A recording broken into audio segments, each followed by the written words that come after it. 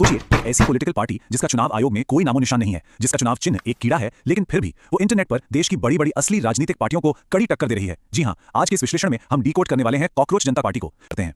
अब आपके दिमाग में सबसे पहला सवाल यही आ रहा होगा कि क्या ये सिर्फ कुछ खाली बैठे युवाओं का एक और इंटरनेट मीम है, या फिर इस हंसी ठिठोली के पीछे सिस्टम को लेकर कोई बहुत बड़ा गुस्सा उबल रहा है। देखिए, इंटरनेट पर रोज कुछ ना कुछ वायरल होता है और हम उसे देखकर भूल जाते हैं, लेकिन इस कॉकरोच जनता पार्टी के साथ जो हो रहा है ना, वो हमें रुक कर सोचने पर मजबूर करता है। इसका असली सच जानने के लिए हमें एकदम शुरुआत में जाना होगा। तो आखिर ये सीजेपी यानी कॉकरोच जनता पार्टी है क्या भला? असल में ये कोई असली पार्टी नहीं है, बल्कि एक पूरी तरह से व्यंग्यात्मक या कहें सैटारिकल राजनीतिक आंदोलन है। और इसके पीछे मास्टरमाइंड कौन है? एक पेशेवर political communication strategist Abhijit Dipke. सबसे मजेदार बात तो यह है कि इसे मशहूर यूट्यूबर्स के उसी जाने पहचाने नमस्कार दोस्तों वाले अंदाज में पैरोडी बनाकर लॉन्च किया गया, और बस रातों रात इस सटायर ने इंटरनेट की जनता का ध्यान अपनी तरफ खींच लिया।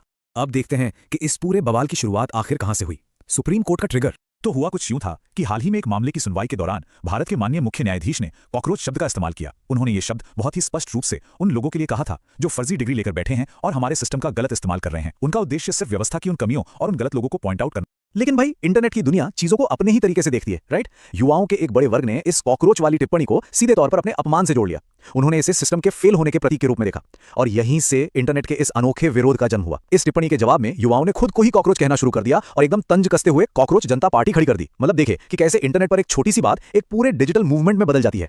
और इसी के साथ हम आते हैं इस पार्टी के सबसे दिलचस्प हिस्से पर, युवाओं का घोषणा पत्र। जरा इनका स्लोगन तो सुनिए, by the youth for the youth, यानी युवाओं द्वारा युवाओं के लिए। लग रहा है ना एकदम टिपिकल पुरानी राजनीतिक पार्टियों वाला डायलॉग ये। अब ऊपर से देखने पर ये किसी को भी मजाक लग सकता है, लेकिन जरा गहराई में जाइए, ये बिल्कुल वही चीजें हैं जो आज के युवाओं की सबसे बड़ी टेंशन है। पढ़ाई का भयानक स्ट्रेस, फ्यूचर की टेंशन और बेरोजगारी का ताना। इन सीरियस प्रॉब्लम को इतने फनी तरीके से पेश करना, यही वो वजह है कि लाखों युवा खुद को इससे जोड़ पाए। और इस कनेक्ट का जो रिस्पांस मिला ना, वो सच में माइंड ब्लोइंग है। इंस्टाग्राम पर इस कॉकरोच जनता पार्टी के फॉलोअर्स इतनी स्पीड से बढ़े कि उन्होंने कई बड़ी बड़ी असली राजनीतिक पार्टियों को भी पीछे छोड़ दिया। मतलब सोचिए जरा, एक मीम पेज जो सिर्फ मजाक के लिए बना है, वो डिजिटल दुनिया में असली पॉलिटिकल पार्टी से ज्यादा तेजी से ग्रो कर रहा है। ये आंकड़ा ही अपने आप में इस पूरे फिनोमेनन का स्केल बताने के लिए काफी। और यही हमें हमारे अगले महत्वपूर्ण बिंदु पर लाता है, नया राजनीतिक संचार।